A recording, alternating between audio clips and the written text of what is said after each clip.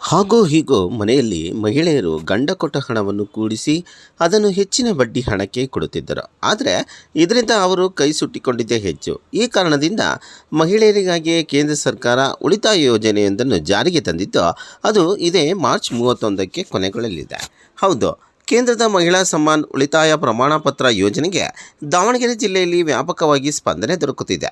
ಈ ಯೋಜನೆ ಲಾಭ ಪಡೆದುಕೊಳ್ಳಲು ಮಹಿಳೆಯರು ತಂಡೋಪತಂಡವಾಗಿ ಅಂಚೆ ಇಲಾಖೆಗೆ ಭೇಟಿ ನೀಡಿ ಈ ಯೋಜನೆ ಲಾಭ ಪಡೆದುಕೊಳ್ಳಲು ಮುಂದಾಗಿದ್ದಾರೆ. ಆದರೆ ಈಗ ಈ ಯೋಜನೆಗೆ ಕೆಲವೇ ದಿನಗಳಲ್ಲಿ ಎಳ್ಳೆನೀರು ಬೀಳುವುದು ದುರದೃಷ್ಟಕರ.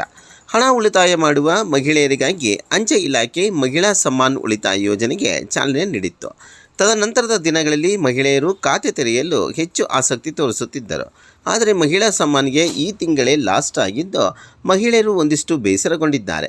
ಇನ್ನು ಚಿಕ್ಕ ಮಕ್ಕಳಿನಿಂದ ಹಿಡಿದು ಎಲ್ಲ ವಯೋಮಾನದ ಹೆಣ್ಣು ಮಕ್ಕಳಿಗಾಗಿ ಮಹಿಳಾ ಸಮ್ಮಾನ್ ಉಳಿತಾಯ ಯೋಜನೆಯನ್ನು ರೂಪಿಸಲಾಗಿದ್ದು, ದಾವಣಗೆರೆ ಜಿಲ್ಲೆಯಲ್ಲಿ ನಿತ್ಯ 15ರಿಂದ 20 ಖಾತೆಯನ್ನು ಮಹಿಳೆಯರು ತೆರೆಯುತ್ತಿದ್ದರು. ಆದರೆ ಈ ಯೋಜನೆ ರದ್ದಾದರೆ ಮಹಿಳೆಯರಿಗೆ ಒಂದಿಷ್ಟು ತೊಂದರೆಯಾಗಿದೆ.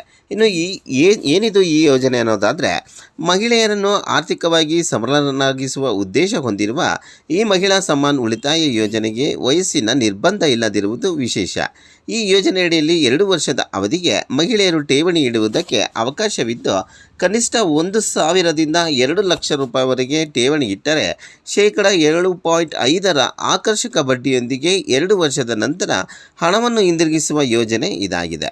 ಇನ್ನು ಈ ಯೋಜನೆಯಿಂದ ಏನು ಉಪಯೋಗ ಎಂದು ನೋಡುವುದಾದರೆ, ಪ್ರತಿಯೊಂದು ಮಹಿಳಾ ಸಮ್ಮಾನ್ ಖಾತೆಯಿಂದ ಅದರ ಮೆಚುರಿಟಿ ಅವಧಿಯೊಳಗೆ ಹಣ ತೆಗೆಯಲು ಸಾಧ್ಯವಿಲ್ಲ. ಆದರೆ ಖಾತೆ ತೆರೆದ ಮಹಿಳೆ ಅಥವಾ ಬಾಲಕಿ ಸಾವನ್ನಪ್ಪಿದ್ದಾಗ ಬಾಲಕಿಯರ ಪರವಾಗಿ ಖಾತೆಯನ್ನು ನಿರ್ವಹಿಸುತ್ತಿದ್ದ ವಾರಸುದಾರರು ಅಸುನೀಗಿದ್ದಾಗ ಖಾತೆಯನ್ನು ಹೊಂದಿರುವ ಮಹಿಳೆ ಅಥವಾ ಬಾಲಕಿಗೆ ಗಂಭೀರವಾದ ಕಾಯಿಲೆ ಇದ್ದು ಅವರ ಚಿಕಿತ್ಸೆಗಾಗಿ ಖಾತೆಯಲ್ಲಿರುವ ಹಣದ ನೆರವು ಬೇಕು ಎಂದಾಗ ಸೂಕ್ತ ದಾಖಲೆ ನೀಡಿ ಈ ಖಾತೆಯ ಹಣವನ್ನು ಪಡೆಯಬಹುದಿತ್ತು. ಇನ್ನು ಮಹಿಳಾ ಸಮ್ಮಾನ್ ಯೋಜನೆಗೆ ಅಂಚೆ ಇಲಾಖೆ ಗರಿಷ್ಠ ಬಡ್ಡಿ ನೀಡುತ್ತಿದೆ. ಯಾವುದೇ ರಾಷ್ಟ್ರೀಕೃತ ಬ್ಯಾಂಕ್ ಅಥವಾ ಸರ್ಕಾರಿ ಸಂಸ್ಥೆಗಳಲ್ಲಿ ಶೇಕಡಾ 7.5ರಷ್ಟು ಬಡ್ಡಿ ನೀಡುವ ಉದಾಹರಣೆ ಇಲ್ಲ. ಖಾಸಗಿ ಬ್ಯಾಂಕ್ಗಳಲ್ಲಿ ಹೆಚ್ಚು ಬಡ್ಡಿ ದರ ಸಿಗಬಹುದು. ಆದರೆ ಹಣಕ್ಕೆ ಮೋಸ ಆಗದಂತೆ ಭದ್ರತೆ ವಿಷಯವನ್ನು ಗಮನಿಸಬೇಕಾಗುತ್ತದೆ. ಅಂಚೆ ಇಲಾಖೆಯಲ್ಲಿ ಭದ್ರತೆಗೆ ಮೊದಲ ಆದ್ಯತೆ. ಆದ್ದರಿಂದ ಈ ಯೋಜನೆಯಡಿ ಖಾತೆ ತೆರೆಯಲು ಮಹಿಳೆಯರು ಮುಂದೆ ಬರುತ್ತಿದ್ದರು. ಒಟ್ಟಾರೆ ಈ ಯೋಜನೆಯಿಂದ ಒಂದಿಷ್ಟು ಆರ್ಥಿಕ ಸಬಲರಾಗುತ್ತಿದ್ದು, ಕೇಂದ್ರ ಈ ಯೋಜನೆಯನ್ನು ಮುಂದುವರಿಸಬೇಕೆಂದು ಒತ್ತಾಯಿಸುತ್ತಿದ್ದಾರೆ. ಕೇಂದ್ರ ಸರ್ಕಾರವು ಮಹಿಳಾ ಸನ್ಮಾನ್ ಮಹಿಳೆಯರಿಗಾಗಿ ಮಹಿಳೆಯರ ಸಬಲೀಕರಣಕ್ಕಾಗಿ ಮಹಿಳಾ ಸನ್ಮಾನ್ ಯೋಜನೆ ಅಂತೇಳಿ 1/4/2023 ಜಾರಿಗೆ ತಂದಿದೆ. ಇದರಲ್ಲಿ minimum deposit 1,000, maximum deposit 2 lakhs.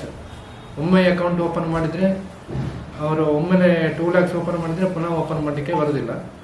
ಇದರ ಅವಧಿ 2 ವರ್ಷ ಆಗಿರ್ತದೆ. ಇದೀಗ ಮಾರ್ಚ್ 31/3/2025ಕ್ಕೆ ಕೊನೆಗೊಳ್ಳುತ್ತದೆ. ನಂತರ ಅದು ಈಗ ಎಲ್ಲರೂ ಮಹಿಳೆಯರು ಈಗ ಇದನ್ನು ಸದುಪಯೋಗಪಡಿಸಬೇಕು. ಯಾಕಂದರೆ ಇನ್ನು ಮಾರ್ಚ್ 31 ನಂತರ ಇವರಿಗೆ ಈ ಅಕೌಂಟ್ ಓಪನ್ ಮಾಡಲಿಕ್ಕೆ ಬರೋದಿಲ್ಲ. ಇದರಲ್ಲಿ ಮಿನಿಮಮ್ ಡೆಪಾಸಿಟ್ ಮುದ್ರೆ ಹಿಡಿದಂಗೆ 1,000, ಮ್ಯಾಕ್ಸಿಮಮ್ಮು 2 lakhs. ಈವನ್ ಅವರು ಕೆಲವು ಮಹಿಳೆಯರು ಒಂದು 50,000 ಕಟ್ಟಿ ನಂತರ ಅಕೌಂಟ್ ಓಪನ್ ಮಾಡಬೇಕಾದ್ರೆ ಅವರು 3 months ಆದ ನಂತರ ಅಕೌಂಟ್ ಓಪನ್ ಮಾಡಲಿಕ್ಕೆ ಅವಕಾಶ ಇರ್ತದೆ. ಮತ್ತು ವಿಡ್ರಾವಲ್ ಆಫ್ಟರ್ 6 months ವಿಡ್ರಾ ಮಾಡಲಿಕ್ಕೂ ಕೂಡ ಅವಕಾಶ ಇದೆ ಇದರಲ್ಲಿ. ಮತ್ತು ಇದು ಒಳ್ಳೆ ಸ್ಕೀಮ್. ಇದು 7% ಬಡ್ಡಿ ಕೊಡ್ತೇವೆ ನಾವು. ಮತ್ತು ಅದು ಎವ್ರಿ ಕ್ವಾರ್ಟರ್ಲಿ ಅದು ನಮ್ಮ ಕೇಂದ್ರ ಸರ್ಕಾರ ಈ ಬಡ್ಡಿಯನ್ನು ಪರಿಷ್ಕೃತಗೊಳಿಸ್ತದೆ. ಈಗ ಪ್ರಸಕ್ತ 7% ಬಡ್ಡಿ ಇದೆ. ಇದು ಒಳ್ಳೆ ಸ್ಕೀಮ್ ಅಂತ ನಾವು ಇದು ಮಾಡ್ತೀವಿ. ಇದು ಮಹಿಳೆಯರು ಈಗ ಹುಟ್ಟಿದಂಥ ಹೆಣ್ಣು ಮಗುವಿನಿಂದ ಹಿಡಿದು ವಯಸ್ಸಾದಂಥ ಹೆಣ್ಮಕ್ಳು ಯಾವುದೇ ಏಜ್ ಗ್ರೂಪಿನ ಹೆಣ್ಮಕ್ಳು ಕೂಡ ಈ ಖಾತೆಯನ್ನು ತೆರಿಬೋದಾಗಿದೆ. ಖಾತೆಗೆ ಬೇಕಾದಂಥ ಏನು ದಾಖಲೆಗಳು ಅಂತಂದರೆ, ಒಂದು ಆಧಾರ್ ಕಾರ್ಡ್, ಅವರು ಒಟ್ಟು ಅಡ್ರೆಸ್ ಪ್ರೂಫ್ ಒಂದು ಬೇಕು, ಮತ್ತು ಫೋಟೋ ಅಷ್ಟು ತಗೊಂಡು ಬಂದರೆ ನೀವು ಅಂಚೆ ಕಚೇರಿನಲ್ಲಿ ಬೇರೆ ಎಲ್ಲ ಖಾತೆ ಓಪನ್ ಮಾಡ್ದಂಗೆ ಕೂಡ ಇದನ್ನು ಒಂದು ಓಪನ್ ಮಾಡಿ ಒಂದು ಪಾಸ್ಬುಕ್ಕನ್ನು ಕೊಡ್ತಾರೆ. ಆ ಪಾಸ್ಬುಕ್ಕಲ್ಲಿ ನಿಮಗೆ ನೀವು ಕಟ್ಟಿದಂಥ ದುಡ್ಡು ನಮೂದಾಗಿರುತ್ತೆ. ಅದು ಓಪನ್ ಆದ ದಿವಸದಿಂದ ಕರೆಕ್ಟಾಗಿ 2 ವರ್ಷದ ತನಕ ಅದಕ್ಕೆ ಟೈಮ್ ಇರುತ್ತೆ. 2 ವರ್ಷ ಆದಮೇಲೆ ಅದನ್ನು ಬಿಡಿಸ್ಕೊಳ್ಬೋದಾಗಿದೆ. 2 ವರ್ಷ ಆದ ನಂತರ ನೀವು ಇಟ್ಟಿರ್ತಕ್ಕಂಥ ದುಡ್ಡಿಗೆ 7.5% ಬಡ್ಡಿಯನ್ನು ಹಾಕಿ ಕೊಡ್ತದೆ. ಅದು ಸಿಂಪಲ್ ಪ್ರೋಸೆಸ್ ಇದೆ. ಯಾವುದೇ ಪೋಸ್ಟ್ ಆಫೀಸಲ್ಲಿ ಬೇಕಾದರೂ ನೀವು ಖಾತೆಯನ್ನು ಓಪನ್ ಮಾಡ್ಬೋದು. ಮತ್ತು ಇದು 2 ವರ್ಷಗಳ ಅವಧಿಗೆ ಇರುತ್ತೆ. ಜೊತೆಗೆ ನೀವು 2 ಲಕ್ಷ ಕಟ್ಟೋಕ್ಕಾಗಲ್ಲ ಅಂದರೆ ಸ್ಮಾಲ್ ಅಮೌಂಟಿಗೆ ಓಪನ್ ಮಾಡಿದರೆ ಮತ್ತು ಅದು ಒಂದು ಸಾರಿ ಅಕೌಂಟ್ ಓಪನ್ ಮಾಡಿದ ಮೇಲೆ 3 ತಿಂಗಳ ತನಕ ಮತ್ತೊಂದು ಅಕೌಂಟ್ ಓಪನ್ ಮಾಡಲಿಕ್ಕೆ ಬರೋದಿಲ್ಲ.